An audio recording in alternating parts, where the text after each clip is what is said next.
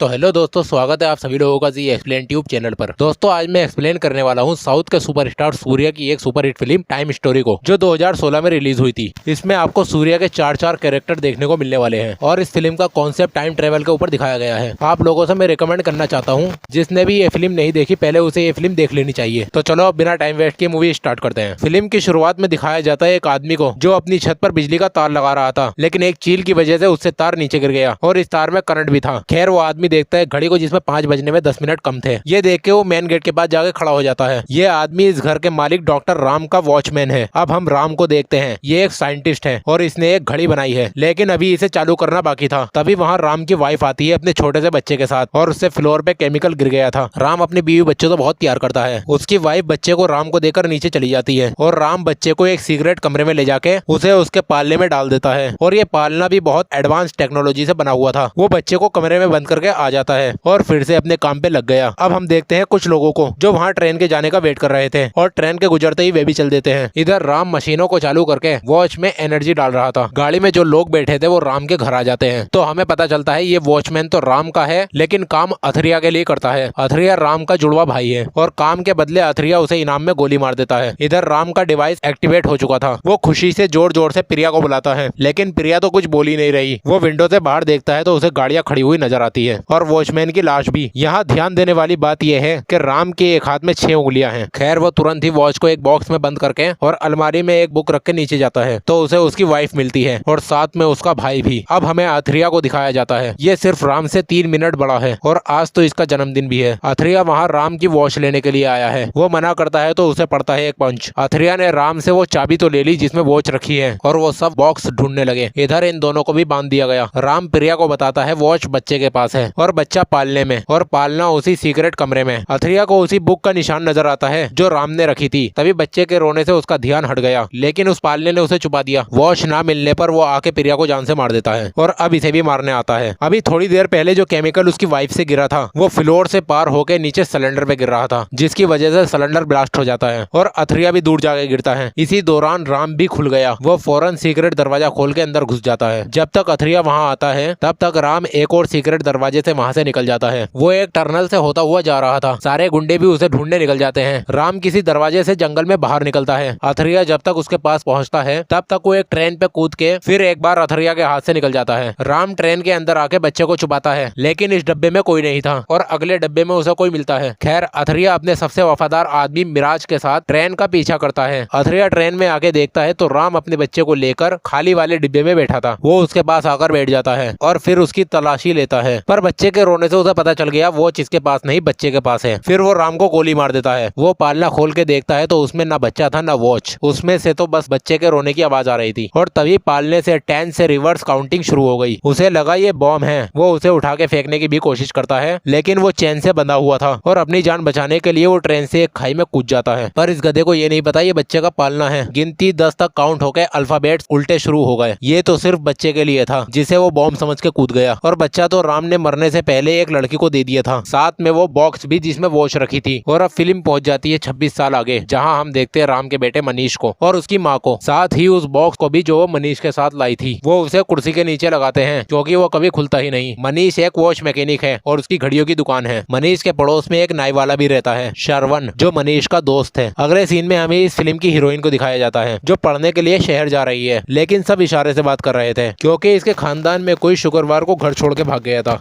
इसीलिए हर शुक्रवार को शाम 6 बजे तक ये सब इशारे में बात करते हैं। खैर अब हम देखते हैं अथरिया को, जो 26 साल बाद कोमा से बाहर आया था और उस बॉक्स की चाबी उसके हाथ से गिरती है। उसके खास आदमी मिराज को पता चलता है अथरिया चल नहीं सकता, बाकी वो मेंटली फिट है। अब अथरिया को पता चलता है वो 2016 में है। पिछले 26 सालों से वो बेहोश पड़ा था। वो आईना देखता है तो उसे भी तोड़ देता है। ये जान के उसे बहुत दुख हुआ। ये दोनों दोबारा उसी लैब में आते हैं। पहले तो अथरिया उस किताब को नहीं देख सका, लेकिन अब देखता है जिसमें उन्हें एक चिप मिलती है जिसे लगाने से राम प्रोजेक्ट 24 के बारे में बता रहा था। अब ये किताब ही उस वॉच तक पहुंचाएगी। हॉस्पिटल के कूड़े में वो चाबी भी कूड़े के साथ चली जाती है। कुछ बच्चे कूड़े में से लोहे का सामान निकाल के कबाड़ी की दुकान पर लाते हैं। इस दुकान तक वो चाबी पहुंच गई और इसी दुकान पर बैठी थी मनीष की माँ, जिसके पैर से चिपक के वो चाबी उसके घर तक आ गई और श्रवण वो चाबी उठा के मनीष की टेबल पे रख देता है। उसी टेबल पर रखा था वो बॉक्स भी। अब ये चाबी अपने बॉक्स तक पहुंच चुकी थी। मनीष दुकान पे आता है तो उसे वो चाबी मिलती है। जैसा डिजाइन चाबी का था वैसा ही उस बॉक्स पर बना हुआ था। ये देख के जैसे ही वो चाबी लगाता है, चाबी से खुद ब खुद वो बॉक्स ओपन हो जाता है और उसमें रखी थी राम की बनाई हुई वॉच। अब मनीष सोच रहा था एक वॉच मैकेनिक की दुकान पे वॉच नहीं तो और क्या होगा। अपनी माँ के कहने पर वो स्विच चेक करने जाता है जिसमें करंट था। तभी उसे बहुत तेज शॉक लगता है और वो दूर जाके गिरता है, लेकिन इस शॉक की वजह से वो वॉच चालू हो गई थी। मनीष के हाथ पे लगाने से वो उसके हाथ में बंध गई। तभी वहाँ आता है श्रवण। वो उसके क्लाइंट्स के सारे पैसे देने आया था जब वो यहाँ नहीं था। बदले में अपने 100 रुपए ले जाता है। उसके जाने पर वो घड़ी का टाइम सेट करता है तो उससे 5 मिनट पहले का टाइम सेट हो गया और तभी मनीष को वैसे ही करंट लगता है जैसे अभी थोड़ी देर पहले लगा था। वो देखता है कि ये उसके साथ क्या हुआ और वहाँ पहले की तरह श्रवण आता है उसके क्लाइंट्स के पैसे लौटाने और सारी बातें वो वैसे ही कर रहा था जैसे अभी थोड़ी देर पहले की थी और अपने 100 रुपए लेके चला जाता है। वो फिर से वॉच का वही टाइम सेट करता है तो उसे फिर से करंट लगता है, लेकिन अब तक मनीष समझ गया था कि उसके साथ क्या हो रहा है। वो इस वॉच से टाइम सेट करके अपने पास्ट में जा सकता था। फिर वहाँ श्रवण आता है, लेकिन मनीष को पता था ये यहाँ क्यों आया है और क्या क्या बोलेगा। ये देख के श्रवण भी हैरान था। फिर वो 20 मिनट आगे करके देखता है तो उसे पता चलता है 20 मिनट बाद बारिश होगी और फिर वॉच को और चेक करने पे पता चलता है वो वक्त को रोक भी सकता है। उधर अथरिया उस बुक की मदद से वॉच बनाने की कोशिश करता है पर लाख कोशिश करने पर भी उससे वॉच नहीं बनती। अब हम संध्या को देखते हैं जिसकी वॉच खराब हो गई थी और वो मनीष की दुकान पे आती है सही कराने। संध्या मनीष को पसंद आ गई थी। वो उसकी वॉच सही कर देता है और साथ ही उसकी वॉच में टाइम के साथ डेट भी लगा देता है। संध्या को अपनी गाड़ी पे बैठाने के लिए वो वक्त को रोक के उसकी गाड़ी में पंचर कर देता है, लेकिन उसे ड्रेस भी चेंज करनी थी तो मनीष उसे अपने घर में ड्रेस चेंज करने को कहता है। फिर वो वक्त रोक के उसकी ड्रेस भी खराब कर देता है। संध्या ऊपर आके उसकी माँ से मिलती है तो पता चलता है उसकी माँ का नाम भी संध्या है। अब संध्या को पता चलता है उसकी ड्रेस भी खराब है तो वो अपनी माँ से कह के वो वाली ड्रेस दिलवाता है जो वो उसकी बहू के लिए लाई थी। वो उसे पहन लेती है और अब संध्या को भी मनीष पसंद आ रहा था। इन दोनों की एक अच्छी खासी बॉन्डिंग हो रही थी। मनीष बार बार संध्या को खुश करने के लिए वक्त को रोकता है और वो और ज्यादा इम्प्रेस हो जाती है। खैर आज 15 अगस्त की सुबह श्रवण मनीष को सोते हुए उठाता है एक खबर दिखाने के लिए जिसमें उसके जैसी ही वॉच छपी हुई थी और ये लिखा था जो भी ये वॉच बनाकर देगा उसे 5 करोड़ रुपए मिलेंगे। ये देख के मनीष भी हैरान था क्योंकि उसे पता चल गया था कोई उसकी वॉच ढूंढ रहा है। अब 5 करोड़ के लिए वो अपने दोस्त के कहने पर अखबार वाली डुप्लीकेट वॉच बनाता है जो सेम इसके वॉच जैसी ही थी। जब ये दोनों वॉच देने उस एड्रेस पे जाते हैं तो बहुत सारे लोग भी डुप्लीकेट वॉच बनाकर लाए थे। 5 करोड़ के लालच में श्रवण को 144 का टोकन नंबर मिलता है और वो मनीष को दे देता है। मनीष टाइम रोक के एक आदमी का आई कार्ड निकाल लेता है। उसे ये जानना था कि ये वॉच ढूंढ कौन रहा है। मनीष अथरिया के रूम तक पहुंच जाता है। वो तहकीकात कर रहा था, लेकिन तब तक अथरिया मिराज के साथ कैबिन में आ चुका था। उसे देख के वो टेबल के नीचे छिप गया और इस वक्त उसकी वॉच की बैटरी डेड हो चुकी थी। अब तो वो टाइम को रोक भी नहीं सकता। मनीष उन दोनों की बातें सुन लेता है और उनकी बातों से उसे पता चलता है अथरिया मिराज से कह रहा था 144 टोकन नंबर वाले के पास ही ओरिजिनल वॉच है, क्योंकि अथरिया ने न्यूज़पेपर में वॉच का सिर्फ फ्रंट साइड वाला ही दिया था, लेकिन उसके पीछे का डिजाइन सिर्फ वही बना सकता है जिसके पास ओरिजिनल वॉच है। वो सीसीटीवी में देखता है कि 144 टोकन नंबर वाला कौन है और वो था श्रवण। वो मिराज से श्रवण को कैबिन में बुलवाता है और उसे बताता है वो 5 करोड़ जीत गया। ये खुशखबरी सुनाने के लिए वो मनीष को कॉल लगाता है और अथरिया को उसकी रिंग टोन से पता चल गया यहाँ कोई तो है और उसकी जेब से टोकन गिर के उसके सामने आ गया। वो मिराज से श्रवण को मारने को कहता है और मनीष भी उसे पिटते हुए देख रहा था। तब वो उसे बचाने भागता है। वो मिराज को मार रहा था तभी अथरिया आके उसे गोलियां मार देता है। फिर वॉच समेत उसका हाथ काट के उसे बिल्डिंग से गिरा देता है। मनीष मर चुका था और वॉच अथरिया हासिल कर लेता है। वो उसे चार्ज करके 26 साल पहले जाता है ताकि वो अपनी जिंदगी वापस जी सके और साथ में उसका वफादार आदमी मिराज भी। जब वो वॉच को चालू करके 26 साल पहले जाता है तो सिर्फ एक रात पहले ही पहुंचता है, यानी 15 अगस्त की रात को। और अब उसे याद आता है उस वॉच का नाम प्रोजेक्ट 24 है, यानी ये इस वॉच से सिर्फ 24 घंटे आगे पीछे जा सकते हैं। ये जान के वो बुरी तरह चिल्लाता है और मनीष को बताता है अब इस वॉच को कंप्लीट कर सकता है सिर्फ मनीष, लेकिन वो तो मर चुका है। मनीष मरा था 15 अगस्त के दिन और अभी तो रात हो रही है। मनीष तो अभी अपने घर में सो रहा होगा क्योंकि ये दिन फिर से रीसेट हो गया। अथरिया मिराज को 2 काम बताता है। पहला ये कि मनीष न्यूज के जरिए इस तक पहुंचा था, वो न्यूज कल तक नहीं आनी चाहिए, और दूसरा ये कि वॉच सुबह होने से पहले उसके हाथ में होनी चाहिए। मिराज मनीष के घर जाता है उसकी वॉच लौटाने, और जब वो वापस लौट रहा था तो मनीष एक आहट से उठ गया था, पर वो टाइम देख के दोबारा सो गया। अगले दिन वो सो के उठता है तो देखता है वॉच उसके लेफ्ट हैंड में नहीं बल्कि राइट हैंड में बंधी हुई थी। लेकिन ये हुआ कैसे? तभी उसे जूतों के निशान दिखाई देते हैं तो वो समझ जाता है कि यहाँ उसी वक्त कोई आया होगा जब एक आहट से उसकी आंख खुली थी। ये जानने के लिए वो दोबारा उसी वक्त में जाता है। फिर वो मिराज का पीछा करते हुए अथरिया के घर तक पहुंच जाता है और चुपके से उनकी बातें सुनता है। तो मिराज अथरिया से कह रहा था उसके हाथ में तुम्हारी बनाई हुई वॉच है और वो तो दिखने में बिल्कुल तुम्हारे जैसा ही है। अथरिया ने बिल्कुल मनीष के बाप राम जैसी ही शक्ल कर ली थी। फिर वो राम की पत्नी की फोटो से इमोशनली बातें करता है मनीष के बारे में, जहाँ उसकी मनीष के साथ कई सारी फोटो रखी हुई थी। मनीष ये सब बातें सुन रहा था और उसे यकीन हो जाता है कि यही उसका बाप है। फिर मनीष वहाँ आकर एक फोटो लेकर चला जाता है। ये सब अथरिया का एक प्लान था ताकि वो ये कह सके कि उसके चाचा अथरिया ने उसकी माँ को बहुत बेरहमी से मार दिया था और वो अपनी माँ के लिए उस घड़ी में वो फीचर्स बनाएगा जिससे वो 26 साल पीछे जा सके। और जोर जबरदस्ती से तो वो ये काम कभी नहीं करता, इसलिए उसे ये नाटक करना पड़ा। मनीष अपनी माँ को फोटो दिखा के कहता है, क्या तुम मेरी माँ नहीं हो? वो उससे सारी सच्चाई पूछता है। तब उसकी माँ बताती है उसका तो गाँव में बहुत लंबा चौड़ा परिवार है और वो पढ़ाई के लिए शहर गई थी और जब उसकी शादी तय हो जाती है तो वापस लौट रही थी, तभी उसकी मुलाकात उसके बाप से हुई थी। वो जख्मी था और अपना बच्चा देकर वहाँ से चला गया। फिर जब वो बच्चे को गोद में लेकर पहुंची तो उसका सारा खानदान और रिश्ते वाले वहाँ आए हुए थे। सब लोग उसे बुरा भला बोलने लगे और ये बच्चे को लेकर वहाँ से चली गई। तब से मनीष इसके पास है। अब मनीष ये जानकर बहुत इमोशनल हो जाता है। ये माँ बेटे वाला सीन वाकई में बहुत ही इमोशनली था। मनीष कहता है वो मेरे लिए अपना परिवार छोड़कर आ गई तो वही इन्हें मिलवाएगा। अगले दिन वो दोनों माँ बेटे अपनी माँ के घर जाते हैं और ये तो संध्या का ही परिवार था। वो सब उसे देखते हैं और उसे गले लगाते हैं। सब बहुत ही खुश थे। उसे वहाँ पर संध्या की फोटो मिलती है और वो इसके मामा की बेटी है। फिर वो संध्या से मिलता है। इन दोनों के बीच बातें होती हैं और दोनों के बीच में प्यार हो जाता है। घर वाले भी दोनों की शादी की बातें कर लेते हैं। वो लोग अथरिया को भी अपने घर ले आए। यहाँ उसने अपनी ही कहानी बता के उन सबको रुला दिया। वो सब उसे भी अपने साथ रख लेते हैं। अथरिया संध्या को किसी काम के लिए चेक पर साइन करके देता है। उसे याद आता है उसने चेक पे अपना साइन करा था, जिससे संध्या को पता चल गया कि यही अथरिया है और मनीष का बाप राम बन के नाटक कर रहा है। संध्या मनीष को आवाज देते हुए भागती है और अथरिया उसके पीछे भागता है। जैसे ही मनीष आता है तो वो जानबूझ के अपने आप को नीचे गिरा देता है और मनीष उसके पास जाके और 5 मिनट पहले जाता है। अथरिया ने उसकी वॉच छू ली थी और वो वापस उस वक्त में पहुंच जाते हैं जब वो चेक पे साइन कर रहा था और इस बार वो साइन करता है राम के नाम का। फिर मनीष उसे वहां आकर देखता है। रात में मिराज मनीष के कानों में ये बात निकाल देता है कि वो वॉच के अंदर एक ऐसा डिवाइस बनाए जिससे 26 साल पीछे जाया जा सके और उसे इमोशनल करने के लिए उसकी माँ के बारे में भी बोलता है। अब मनीष उस वॉच को बनाने में लग गया और कुछ दिनों में ही वो वॉच में एक ऐसा डिवाइस लगा देता है जिससे अब कोई सी भी तारीख में जाया जा सकता था। 26 साल पहले भी जा सकते हैं, बस तारीख और टाइम पता होना चाहिए। अथरिया उससे वॉच ले लेता है और वॉच हाथ में आते ही उसका असली चेहरा सामने आता है।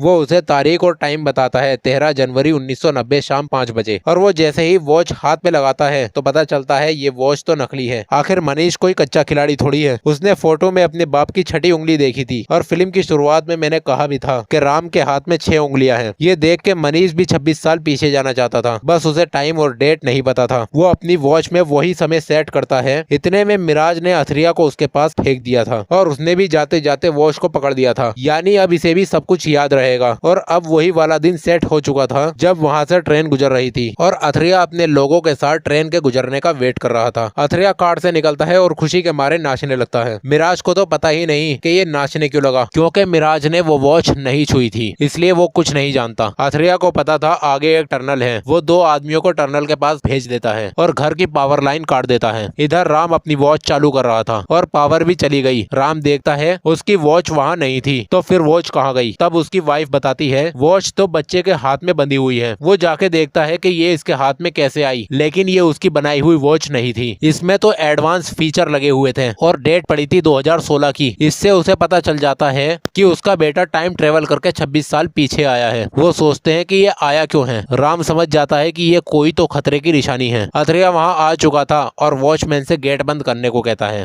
अथरिया अंदर आकर राम से कहता है कि वो एक ही जिंदगी में 2-2 बार मरने वाला है। वॉच की बैटरी डेड हो चुकी थी। वो मिराज को नीचे ही रोकता है और देखता है सिलेंडर पे फ्लोर से एसिड गिर रहा है। वो एक लोहे की बास्केट हटा के फेंकता है और वहाँ से सिलेंडर हटा देता है। पिछली बार तो वो सिलेंडर फटने की वजह से बच गया था, लेकिन इस बार सिलेंडर नहीं फटेगा। वो उससे वॉच लेकर उसे मारने लगता है और माँ अपने बेटे को लेकर छुपी हुई थी। वो उसके बेटे को भी मारना चाहता था। तभी उसके रोने से उसे बच्चे का पता चल गया। वो उसकी तरफ बढ़ता है। जहाँ एसिड पड़ा था वो हिस्सा गल के टूट जाता है और अथरिया उसमें फंस जाता है और वॉच भी उसके हाथ से छूट गई। नीचे पड़ी थी वही लोहे की बास्केट जो उसने अभी गिराई थी। अब अगर नीचे गिरेगा तो अभी मरेगा। राम अपनी वॉच उठा के और अपने बीवी बच्चों को लेकर जाता है, लेकिन जाने से पहले वो बच्चे के पालने में 10 से रिवर्स काउंटिंग करके उसकी तरफ फेंक देता है। उसे पहले की तरह लगता है इसमें बॉम्ब है। उससे बचने के लिए वो नीचे गिरना बेहतर समझता है, लेकिन उसे बचाने के चक्कर में मिराज मारा जाता है। तब वो पालना गिर के उसके पास आगे रुकता है। 10 तक काउंट होके अब रिवर्स अल्फाबेट शुरू हो गए। अब उसे पता चलता है कि ये क्या चीज है। राम अपनी वाइफ को एक कैबिन में बंद करके वॉच चार्ज करने जाता है, लेकिन उस वॉचमैन ने राम को एक डंडा मार के गिरा दिया और वो अथरिया को बुलाता है। अथरिया वहां आकर राम को गोली मार देता है, पर गोली हवा में रुक गई थी क्योंकि उसकी घड़ी काम कर रही थी और वक्त रुक चुका था। राम वहां से उठता है और अथरिया को अपनी जगह पर लेटा देता है। असल में जब राम गिरा था तो वहां पर पड़ा था एक नंगा तार जिसमें करंट था, और ये वही तार है जो फिल्म की शुरुआत में एक चील की वजह से वॉचमैन से नीचे गिरा था। इसे ही पकड़ के उसने वॉच को चार्ज की थी। वक्त चलने लगा था और अथरिया मारा जाता है। ये तीनों सही सलामत बच चुके थे। राम अपनी वाइफ के कहने पर वो वॉच फेंक देता है और ये दोनों ट्रेन में बैठते हैं। उन्हें वहाँ पर संध्या मिलती है। इन्हें तो आप जानते ही होंगे, संध्या की शादी तय हो चुकी है और इसके सारे रिश्तेदार स्टेशन पर खड़े हैं। ये दोनों भी नई जिंदगी शुरू करने संध्या के साथ उसके गाँव चलते हैं और वहाँ पे मनीष को उसकी संध्या भी मिलती है और फिल्म यहाँ खत्म हो जाती है। फिल्म वाकई में लाजवाब थी। फिल्म जहाँ से शुरू हुई थी आखिर में इसका वहीं पर एंड हो गया। इस फिल्म में सूर्या ने 3 कैरेक्टर्स के 4 अलग अलग रोल निभाए हैं, जिसमें वो तीनों कैरेक्टर में मारा जाता है और तीनों कैरेक्टर्स में गोली से मरता है। और भी ऐसी ही बहुत सारी डिटेलिंग थी। ऐसी ही फिल्में तो अच्छी लगती है। खैर, आप लोगों को मेरी वीडियो कैसी लगी कमेंट बॉक्स में जरूर बताना। अगर मेरी वीडियो आप लोगों को अच्छी लगी हो तो दोस्तों वीडियो को लाइक और मेरे चैनल को सब्सक्राइब जरूर कर लेना, ताकि मेरी ऐसी ही वीडियो आप लोगों तक पहुंचती रहे। तो मैं मिलता हूं आपसे अगली वीडियो में। तब तक के लिए सबको बाय। जय हिंद।